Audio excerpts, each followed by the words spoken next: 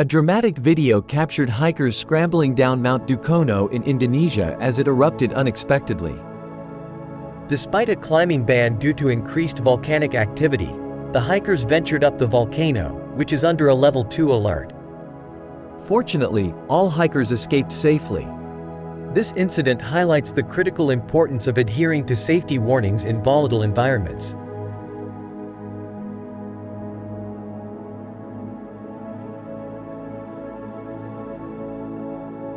Thanks for watching. Share your thoughts and views regarding this event in comment section.